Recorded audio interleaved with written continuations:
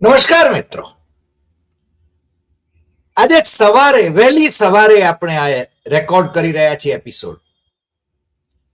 એનું એક કારણ પણ છે. કારણ કે આપણા દર્શકો જે દેશ અને વિદેશમાં છે એમનો અદ્ભુત પ્રતિસાદ આપણને મળી રહ્યો છે અને આપણી ફરજ બને છે કે સાચી વાત, ટકોરાબંધ વાત કરવી, તાજા તાજા સમાચાર અને વિશ્લેષણ આપણે પ્રસ્તુત કરવું. અને એટલા માટે તમારે ડોક્ટર હરિ દેસાઈ સત્યમ એવમ તથ્યમ એ યુટ્યુબ ચેનલ સબસ્ક્રાઇબ કરવાની, મિત્રોને કહેવાનું. કારણ કે આ ચેનલ સબસ્ક્રાઇબ કરવા માટે કોઈ નાણાં ચૂકવવાના નથી કે અમને કોઈ નાણાં મોકલવાના નથી. આટલી સ્પષ્ટતા કરીને હું આજની વાત કરવા માંગુ છું. આજે જે વાત કરવી છે એ તાનાશાહોની વાત કરવી છે.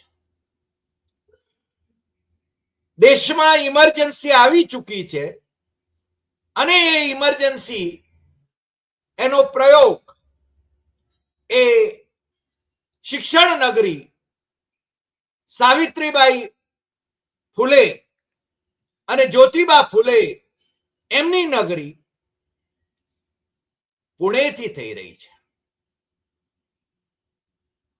લોકસભામાં વિપક્ષના નેતા રાહુલ ગાંધીએ છાત્રાઓની ગુંજ એ કાર્યક્રમ પુણેમાં યોજવા માટે હજુ તો જાહેરાત કરી છે.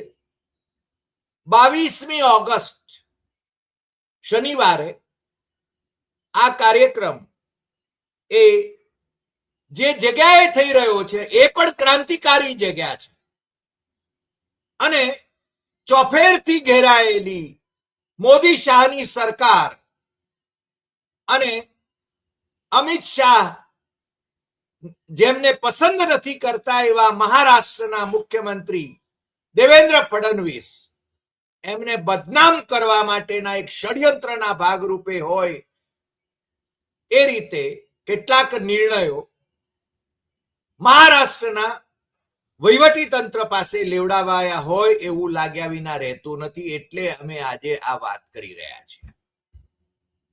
અમે કહીએ છીએ કે ઇમરજન્સી આવી ગઈ છે.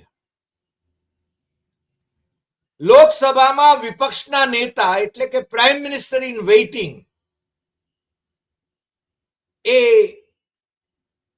પુણે જવાના છે અને પુણેમાં 22મીએ કાર્યક્રમ કરવાના છે. સ્થળ પણ નક્કી થઈ ગયું છે. AISSMS college of engineering campus અને સાંજે 5 વાગ્યાથી છાત્રાઓ કી ગુંજ એ કાર્યક્રમ યોજવાનો છે એવી જાહેરાત એ થઈ કે તરત જ મોદી શાહની સરકાર સક્રિય થઈ જાય છે. કારણ કે જંતર મંતર પર જે ઘટનાક્રમ બન્યો એવો ઘટનાક્રમ અહીંયા બનશે કે કેમ એ પણ એમને સતત સન્નિપાત થઈ રહ્યો છે. પેલેટ ગન ચાલી નથી. દિલ્હી પોલીસને અભિનંદન આપવા જોઈએ એવું મોદીના કોંગ્રેસમાંથી આયાત કરેલા લાડકા મંત્રી, સંસદીય બાબતોના મંત્રી કિરણ રિજિજુ એ કહી રહ્યા છે. મને લાગે છે થોડીક પણ જો લાજ શરમ બચી હોત તો કિરણ રિજિજુ એ આવી વાત ન કરે, પણ એમણે આ વાત કરી છે એટલે આપણે એના સંદર્ભમાં પણ વાત કરીશું કે ત્યાં પેલેટ ગન ચાલી છે એવું ત્યાંની સરકારી હોસ્પિટલોમાં ઓછામાં ઓછા 10 એવા પેલેટ ગનથી ઘાયલ થયેલા વિદ્યાર્થી આંદોલનકારીઓ એમના સર્ટિફિકેટ સરકારી હોસ્પિટલોએ આપ્યા છે. મીડિયામાં ખબર છે, આરટીઆઈ માં માહિતી અપાઈ છે, અને છતાં જુઠ્ઠું બોલવામાં તો આ સરકારને, મોદી શાહની સરકારને કોઈ પહોંચી વળે એમ નથી એવું લાગે છે. મોદીએ ગોબેલ્સ પેદા કર્યા છે. મોદી પોતે પણ મોઢું ખોલે ત્યારે જુઠ્ઠાણા ઓકે છે.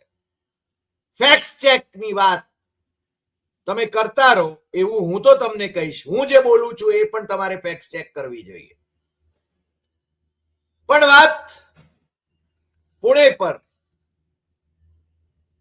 રાહુલ ગાંધીનો કાર્યક્રમ 22મીએ છે, 22 ઓગસ્ટે, અને પુણેના પોલીસ કમિશનરે પ્રોહિબિટરી જમાવબંધી આદેશ જાહેર કર્યો. 15મી ઓગસ્ટ જ્યારે સ્વતંત્રતા દિવસ હોય, દેશવાસીઓ મુક્ત મને અભિવ્યક્તિનું સ્વાતંત્ર્ય એન્જોય કરતા હોય, કોઈ હિંસા ન કરતા હોય, કોઈ તોડફોડ ન કરતા હોય, કોઈ ને માટે ઘૃણા ન ધરાવતા હોય, એવો જે રાહુલ ગાંધીનો સંદેશ છે એનું પાલન કરવા માંગતા હોય, ત્યારે પુણે પોલીસ કમિશનરને આવો આદેશ ફરમાવવા માટે જણાવવામાં આવે છે કે 18 ઓગસ્ટથી 31 ઓગસ્ટ એટલે કે 14 દિવસ સુધી, 18 ઓગસ્ટ रात्रि 1 पासून ते 31 ऑगस्ट रात्री 12 वाजेपर्यंत हे आदेश लागू आहे. અને આ આદેશ રાહુલ ગાંધીનો આ કાર્યક્રમ ન થઈ શકે એટલા માટે ત્યાં 5 કરતા વધારે લોકો જમા ન થઈ શકે એવી ગોઠવણ સૂચવે છે. એ કહે છે કે આ ઈદે મિલાદ, નારિયેળી પૂર્ણિમા અને રક્ષાબંધનના તહેવારો નિમિત્તે કાયદો અને વ્યવસ્થા જાળવવા માટે આ જમાબંધી આદેશ લાગુ કરવામાં આવ્યો છે. અને આ વખતે રાજકીય પક્ષ, સામાજિક સંગઠના, મોરચે, ધરણે, નિદર્શને, બંધ व उपोषण सारखे आंदोलन आयोजन करतात. विविध कारणामुळे तसेच अतिक्रमण हटवण्याची कार्यवाहीमुळे कायदा सुव्यवस्था प्रश्न निर्माण होतो, यासाठी जमाबंदी आदेश लागू असण्याचा आदेशात म्हटले आहे. હવે આ ઉપાયુક્ત ડોક્ટર પ્રશાંત અમૃતકર એમની સહીથી આ આદેશ 14 દિવસ માટે બહાર પાડવામાં આવ્યો છે. પરંતુ આ આદેશ, તમને ખબર છે કે રાહુલ ગાંધીનો કાર્યક્રમ ફ્લોપ કરવા માટે ભારતીય જનતા પાર્ટીની રાજ્ય સરકાર પાસે કરવામાં આવ્યો છે.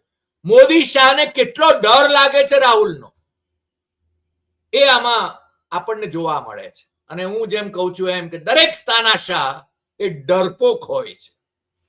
અને આ તાનાશાહી આપણે ત્યાં આવી ગઈ છે એ વાત પણ જેને મારે કહેવી છે. અને હું તો એમ કહું છું કે ઇમરજન્સી આવી ગઈ છે. એનું કારણ કહું. અહીંયા ઇમરજન્સી એટલે તમારું અભિવ્યક્તિનું કોઈ સ્વાતંત્ર્ય જ નહીં. તમે હિંસા ન કરવા માંગો, પણ તમે છે ને તમારા વિચારો વ્યક્ત કરવા માંગો તો વિચારો બંધ. દિમાગી નક્સલ જે લોકો વિચારની અભિવ્યક્તિ કરે, દિમાગી નક્સલ, પ્રાઇમ મિનિસ્ટરે જે રીતે લાલ કિલ્લા ઉપરથી બુદ્ધિનું પ્રદર્શન કર્યું એ તમે જોયું. આમાં જે પ્રવૃત્તિ પર બંધી લાદવામાં આવી છે એ આવી છે કંઈક. શસ્ત્રે, લાઠ્યા, તલવારી, दाहक किंवा स्फोटक पदार्थ वाळगणे तसेच दगड किंवा फेकाव्या हत्यारे जमा करण्यास मनाई असेल. તમને મરાઠી આટલું સમજાય એવું છે એટલે મારે ગુજરાતી કરવાની જરૂર નથી. છતાં કોઈ પણ પ્રકારના શસ્ત્રો એ છે ને અહીંયા, અને ઇવન પથરા પણ, જંતર મંતર પર પોલીસે પથરાની પેલી ગાડીઓ મોકલી હતી. એ દીપકે છે ને જણાવી દીધું હતું એને ફોટો પાડીને કે ભાઈ આ શાના માટે છે. અને તમને ખબર છે કે પોલીસે જપ્ત કરેલા એ ડમ્પરિયા એ પોલીસ સ્ટેશનમાંથી ત્યાં આગળ જંતર મંતર પર કઈ રીતે આવ્યા? આ આખું એક યોજનાબદ્ધ રીતે વિદ્યાર્થી આંદોલનકારીઓને ઉશ્કેરવા માટેની કોશિશ હતી એ છે ને સ્પષ્ટ થઈ ગયું. અને પોલીસ જ્યારે પથરા મારે અને તમે જોયા વિડીયો, એમાં તો કઈ છુપવું હવે રહેતું નથી. હવે તો સેટેલાઇટ પણ છે ને એ ઘટનાક્રમને કેચ કરે છે.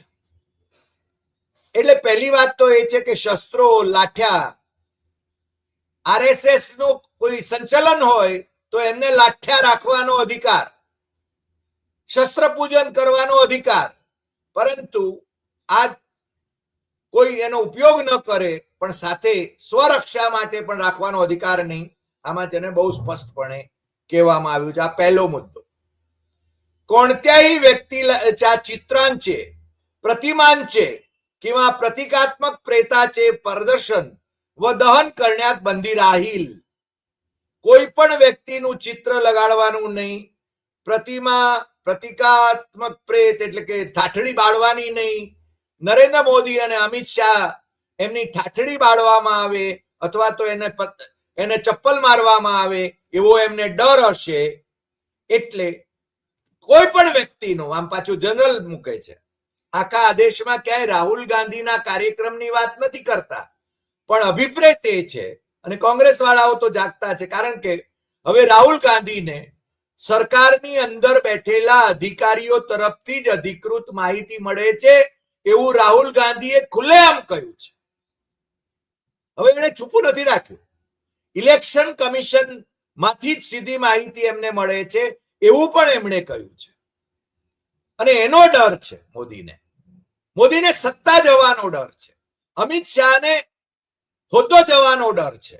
અને મોદીની સરકાર જાય, મોદી પ્રાઇમ મિનિસ્ટર તરીકે જાય તો પછી અમિત શાહ ક્યાંથી રહે, બધા સમજે છે. અને એમનું સ્થાન ક્યાં હશે જો સત્તા પલટો થાય તો, એ બધા જાણે છે. પણ તમે જુઓ કે કોઈ પણ વ્યક્તિનું ચિત્ર, રાહુલ ગાંધીનો કાર્યક્રમ છે, રાહુલ ગાંધીનો પણ ફોટો નહીં લગાવવાનો, રાહુલ ગાંધીની પ્રતિમા નહીં લગાડવાની, શાહુ મહારાજની પ્રતિમા નહીં લગાડવાની, જ્યોતિબા ફૂલેની પ્રતિમા નહીં લગાડવાની, જ્યોતિબા ફૂલેનો ફોટો નહીં લગાડવાનો. અરે જે મહારાષ્ટ્ર પ્રોગ્રેસિવ ગણાતું હતું એ મહારાષ્ટ્રમાં આટલો બધો ડર ભારતીય જનતા પાર્ટીને, આરએસએસ ને કેમ છે એવો પ્રશ્ન થવો સ્વાભાવિક છે. ત્રીજો મુદ્દો, હું જયારે કહું છું કે ઇમરજન્સી આવી ગઈ છે, गुन्हेगारांचे व्हिडिओ अथवा रील्स बनवून सोशल मीडियावर प्रसारित करून दहशत पसरवणे किंवा धमकी देणे यावर पूर्ण बंदी असेल. गुन्हेगारांचे व्हिडिओ अथवा रील्स, भाई गुन्हेगार कोण स्पेसिफाय करो ने, कोण गुन्हेगार, અને એને સોશિયલ મીડિયા પર પ્રસારિત કરવાના, એના રીલ બનાવવાના. એટલે તમારે છે ને કોઈના રીલ બનાવવાના જ નહીં.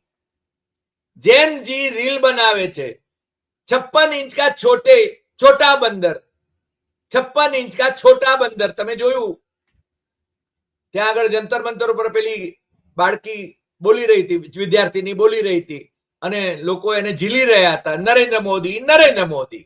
નરેન્દ્ર મોદી કેટલા ડરે છે કે સંસદ ભવનમાં નરેન્દ્ર મોદી અને અમિત શાહ આવતા હતા પણ ગૃહમાં આવી શકતા નહોતા, ગૃહમાં આવીને જવાબ આપી શક્યા નહીં. એમની બેઇજ્જતી થઈ ગઈ, એ તમે જોયું છે. આ દેશમાં શું ચાલી રહ્યું છે એ વિદેશમાં જે બેઠા છે એ લોકોએ પણ જોવાની જરૂર છે. અને એટલા માટે હું કહી રહ્યો છું કે આ દેશમાં ઇમરજન્સી આવી ગઈ છે. ઇન્દિરા ગાંધીની ઇમરજન્સીના અમે કટ્ટર વિરોધી હતા. એનો વિરોધ કરવા માટે ખુલ્લેઆમ અમે જઈ શકતા હતા. જેલમાં જે અમારા ગુરુ હતા બબાભાઈ પટેલ, જેવીએસના ઇકોનોમિક્સ ડિપાર્ટમેન્ટના હેડ, એમને વડોદરા જેલમાં જઈને મળી શકતા હતા. પણ આ ઇમરજન્સી તો એવી છે કે જે તમે રસ્તા ઉપર પણ ચાલી ન શકો, તમે છે ને રીલ પણ ન બનાવી શકો, જાણે કે બધું છે ને એ નરેન્દ્ર મોદી અને અમિત શાહને લખી આપ્યું હોય કે દેવેન્દ્ર ફડણવીસને લખી આપ્યું હોય, આખો દેશ જાણે કે એમને લખી આપ્યો હોય અને એના ઉપર એમની મક્તેદારી હોય. તમારે કશું જ નહીં કરવાનું. આ એ પુણે છે જ્યાં પેશવાઈ હતી, જ્યાં દલિતોને મોઢે ગળામાં કુલડી એમનું થૂકથી અભડાઈ જાય એટલે થૂક એમના ગળામાં કુલડી બાંધી રાખવાની અને પાછળ પીઠ પાછળ કમરે સાવરણો રાખવાનો એટલે એના પગલાથી પણ અભડાઈ જતા હતા. આ એ પુણે એ પાછું લાવવા માંગે છે એવું આપણને લાગી રહ્યું છે. જાતીય સલોખા બિગડનારી ભાષણે, અવાચ્ય घोषणा देणे, गाणी गाणे किंवा वादग्रस्त फलक व चित्रे तयार करून प्रदर्शित करण्यास बंदी असेल.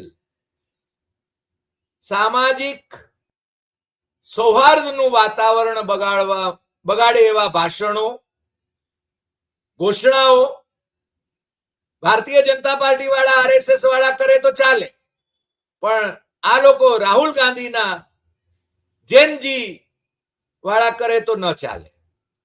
ગીત ન ગાઈ શકે. જંતર મંતર ઉપર જે કઈ ઢોલક ઉપર આયસાના જે રીતે ગીતો ગાતા હતા એ આપણે જોયા, નારાઓ લગાડતા હતા એ આપણે જોયા. અભિવ્યક્તિનું સ્વાતંત્ર્ય છે, મારા બંધારણે મને આપેલું છે, મારો દેશ એ સોવરિન કન્ટ્રી છે અને રિપબ્લિક છે, મને ફ્રીડમ છે.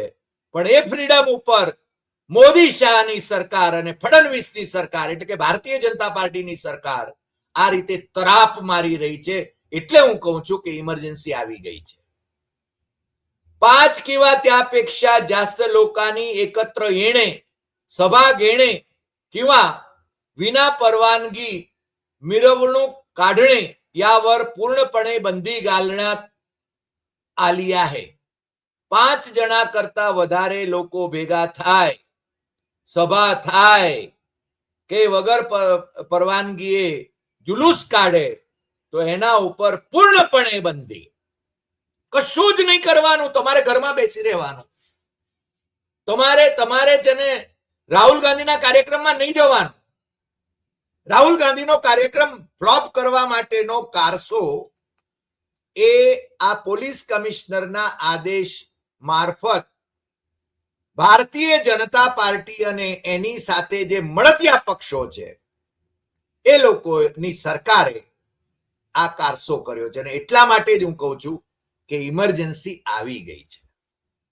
અને છતાં રાહુલ ગાંધીનો આ કાર્યક્રમ થવાનો છે. રાહુલ ગાંધી શાંતિની વાત કરે છે, સૌહાર્દની વાત કરે છે, વંચિતો, દલિતો, આદિવાસીઓ બધાની વાત કરે છે. એને તો એટલે સુધી કહ્યું કે આરએસએસ ને પોતાના વિચારો રજૂ કરવાના એના પર પણ જો બંદી આવશે તો હું આરએસએસ ને પડખે ઉભો રહીશ. જાહેરમાં કહ્યું છે. પણ સાચી વાત તો એ કહેશે, દેશ હિતમાં વાત કહેશે. અને રાહુલ ગાંધીએ જે વાત, એને પપ્પુ જાહેર કરવા માટે હજારો કરોડ રૂપિયાનો ખર્ચો કર્યો હતો એવું એને છે ને ભારત જોડો યાત્રામાં જાહેરમાં કહ્યું હતું. કન્યાકુમારી થી કાશ્મીર, અને શું ઠેકડી ઉડાવતા હતા લોકો એમની, આ ભારતીય જનતા પાર્ટી વાળા અને આરએસએસ વાળા. કે શું ચાલવાનો હતો? અરે મોદી ચાલી બતાવે ને, થોડા કિલોમીટર ચાલી બતાવે, તાકાત છે મોદીમાં. પછી કહેશે કે મને તો ઉંમર થઈ ગઈ, 76 વર્ષ થયા. અરે 76 વર્ષ થયા તો 75 જે લોકોને તમે માર્ગદર્શક મંડળમાં નાખી દીધા તો તમે જાઓ ને ભાઈ. પણ તમે અપવાદ બધાના. અને હજી મોદી શાહ એ સત્તા ગુમાવ્યા પછી પણ એમણે જે સ્થાને જવું પડશે એવું એમને લાગી રહ્યું છે, એનો ડર લાગી રહ્યો છે. એટલે એ રાષ્ટ્રપતિને ઉપરાષ્ટ્રપતિ બનવા માટેની વેતરણમાં પણ છે. પણ જ્યાં સુધી વડાપ્રધાન તરીકે રહી શકાય ત્યાં સુધી એ વડાપ્રધાન તરીકે રહેવા માંગે છે, જેથી આ તાનાશાહી સ્થાપિત કરી શકાય. એના ભક્તો એ જાણતા નથી કે એમના સુધી પણ આ રેલો આવવાનો છે. એમના પણ મોઢા બંધ થઈ જશે, એમની ઉપર પણ અત્યાચાર થશે. પેલી હિટલર વાળી કવિતા આપણે ક્યારેક કહી હતી. એટલે આ જે આદેશ છે એ આદેશ, એ ઇમરજન્સી આવી ગઈ છે એ બહુ સ્પષ્ટ કરે છે. હવે આમનો સંધિપાત જે છે એના વિશે પણ મારે થોડીક વાત કરવી છે. તમને ખ્યાલ છે કોટામાં આખું દેશનું કોચિંગ નું સેન્ટર સ્પર્ધક પરીક્ષાઓની નું કોચિંગ નું સેન્ટર રાજસ્થાનનું કોટા, ત્યાં રાહુલ ગાંધીનો છાત્રો કી ગુંજ કાર્યક્રમ યોજવાની જાહેરાત થઈ, એના એના એના ફલક લાગ્યા, એના પોસ્ટર લાગ્યા, તો ભારતીય જનતા પાર્ટીની સરકારે ઉતરાવી લીધા. રાતે, અડધી રાતે એમને એ કાર્યક્રમને ફ્લોપ કરવા માટેના તમામ પ્રયાસો કર્યા, છતાં એ કાર્યક્રમ સફળ થયો. દેહરાદૂનમાં એમણે એ જ કામ કર્યું. દેહરાદૂનમાં જે ગ્રાઉન્ડ એમને આપવામાં આવ્યું હતું, એ ગ્રાઉન્ડ જેના માટે પૈસા પણ ભરી દીધા હતા, એ ગ્રાઉન્ડ કેન્સલ કરાયું અને ત્યાં આગળ એક ગાયિકા અને નૃત્યાંગના એનો કાર્યક્રમ, મફત કાર્યક્રમ રાખવામાં આવ્યો, જેની ટિકિટ હજારો રૂપિયાની હોય, એને બદલે મફત કાર્યક્રમ રખાયો. કારણ કે એ મુખ્યમંત્રી ધામી, એમના પત્નીનો કોઈ એનજીઓ છે, એની મારફત કહે છે કે રખાયો, અને રાહુલ ગાંધીને બીજે કાર્યક્રમ કરવો પડ્યો. પણ ત્યાં પણ લોકો ઉમટ્યા, હજારોની સંખ્યામાં જૈનજી ઉમટ્યો, અને અહીંયા મફત કાર્યક્રમ હતો, છતાં અડધું મેદાન ખાલી હતું. પ્રયાગરાજ, યોગી સરકારે બધા જ દમપછાડા કર્યા. અરે છેવટે ગટરના પાણી છોડ્યા એ જે સ્થળે કાર્યક્રમ હતો, છતાં બેસુમાર સંખ્યામાં જૈનજી ઉમટે છે. રાહુલ ગાંધી જૈનજીની સાથે છે એવું એ કહે છે. એમના પ્રશ્નો, એમની સામે થતો અત્યાચાર, એનો વિરોધ એ છે ને એ જંતર મંતર હોય કે પછી એમની પાર્ટી જે સરકારમાં છે, હેમંત સોરેનની સરકાર હોય કે પછી કર્ણાટકની કોંગ્રેસ સરકાર હોય, રાહુલ ગાંધી કહે છે કે વિદ્યાર્થીઓના કોઈ પણ પ્રશ્નો હોય તો હું એમની સાથે છું, અને મુખ્યમંત્રીએ સામે ચાલીને એમની સાથે વાત કરવી જોઈએ અને સમાધાન લાવવું જોઈએ. ભારતીય જનતા પાર્ટી વાળા કેમ ઝારખંડમાં વધારે સક્રિય થયા હતા એની વાત આપણે ગઈકાલના એપિસોડમાં કરી. સીબીઆઈની ઇન્કવાયરી કેમ જોઈતી હતી, કોને બચાવવા માટે, એની વાત કરી. તમે ન જોયો હોય એ એપિસોડ તો જોઈ લેજો. હવે પુણેમાં કાર્યક્રમ છે. પુણેમાં જે કાર્યક્રમ છે એ all India Shivaji memorial society જે છે, એની એન્જિનિયરિંગ કોલેજ જે ઓટોનોમસ છે, ત્યાં કાર્યક્રમનું આયોજન થયું છે. હવે આ શિવાજી મહારાજના વંશજોની આ કોલેજ છે. કોલ્હાપુરના મહારાજા શાહુ મહારાજે 25 મે 1922 જે સોસાયટીની રચના કરી હતી, all India Shivaji memorial society, એના ઉપક્રમે ચલાવાતી આ એન્જિનિયરિંગ કોલેજ છે. તમારામાંથી જે લોકોને ખબર ન હોય તો એમને હું એક બીજી માહિતી પણ આપી દઉં. ભારતમાં અનામતનો સૌથી પહેલો જો કોઈએ અમલ કર્યો હોય તો એ કોલ્હાપુરના મહારાજા શાહુ મહારાજે 1902 અને શાહુ મહારાજ ડોક્ટર બાબા સાહેબ આંબેડકરના સમર્થક હતા.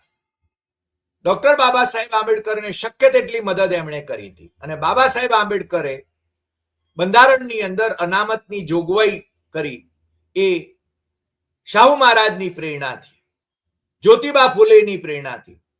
જ્યોતિબા ફૂલે અને વિલિયમ હન્ટરે 1882 અનામત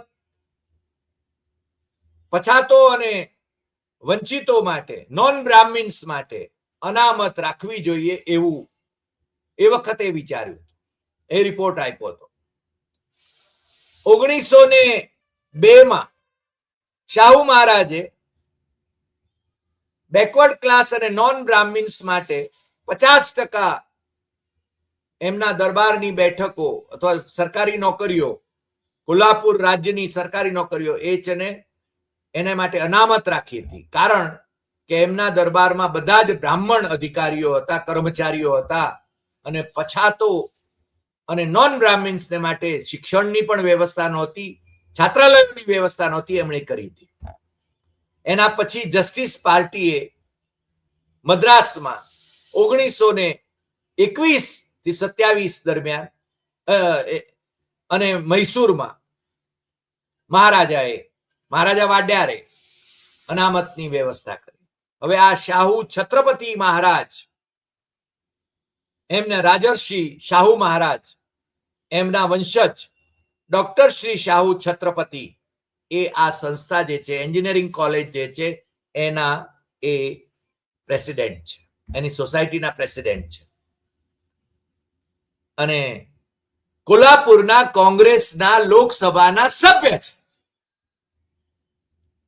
એટલે રાહુલ ગાંધીએ જ્યારે નક્કી કર્યું હશે કે આ છાત્રાઓ કી ગુંજ કાર્યક્રમ આપણે કરવો છે, ત્યારે એમણે ખૂબ વિચારીને કર્યો હતો કે અહીંયા તો આ કોંગ્રેસ ના સાંસદની સંસ્થા છે અને એમના જે વાઇસ પ્રેસિડેન્ટ છે એ યુવરાજ સંભાજી રાજે છે અને એના સેક્રેટરી જે છે માલોજી રાજે છત્રપતિ છે. એટલે આ કોલ્હાપુરના રાજવી પરિવારના વંશજો, રાજર્ષિ શાહુ મહારાજના વંશજો, એમને ત્યાં યોજાનારો આ કાર્યક્રમ, જૈનજીનો કાર્યક્રમ, છાત્રાઓનો કાર્યક્રમ, જ્યોતિબા ફૂલે અને સાવિત્રીબાઈ ફૂલે એમના એજન્ડાને આગળ વધારનારો કાર્યક્રમ એ થાય અને એમાં જો હવનમાં હાડકા નાખવા માટે ભારતીય જનતા પાર્ટી એ પ્રયાસ કરે તો એના દુષ્પરિણામો એને માત્ર મહારાષ્ટ્રમાં જ નહીં પણ સમગ્ર દેશમાં ભોગવવાના આવશે, એટલું તો આજે જરૂર કહી શકાય. રાહુલ ગાંધીનો કાર્યક્રમ થઈને રહેશે.